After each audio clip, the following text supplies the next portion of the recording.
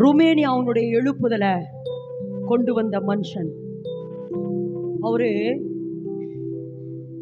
அதாவது அந்த கம்யூனிஸ்ட் தேசம், அது அந்த தேசத்துல இயேசுவை குறித்து சொல்லவே முடியாது. ஆனா சொன்னதின் நிமித்தமாக அவர் என்ன செஞ்சார்னா சிறைச்சாலையில் அடைக்கப்பட்டாரு. கிட்டத்தட்ட 17 வருஷம் சிறைச்சாலையில அடைக்கப்பட்டாரு. அப்ப எல்லா நாளும் ஒரே மாதிரி இருக்கும்.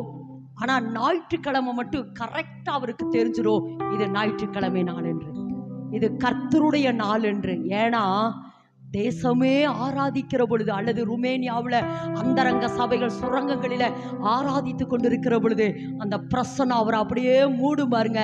அவர் மூட சொல்லுவாரு, இது கர்த்தருடைய நாள், என் ஜனங்கள் கர்த்தரை ஆராதித்து கொண்டிருக்கிறார்கள், என் ஜனங்கள் கர்த்தரை ஆராதித்து கொண்டிருக்கிறார்கள், என் ஜனங்கள் கர்த்தரை ஆராதித்துக் கொண்டிருக்கிறார்கள் என்று. இதை எதுக்கு சொல்ற அப்படின்னா, நம்ம ஆராதிக்கிற ஆராதனை இந்த பட்டணத்தில் இருக்கிற ஜனங்களை, இந்த பட்டணத்தில் இருக்கிற ஜனங்களை, இந்த பட்டணத்தில் இருக்கிற ஜனங்களை, இந்த பட்டணத்தில் இருக்கிற ஜனங்களுக்குள்ள ஒரு மாற்றத்தை கொண்டு வரும்.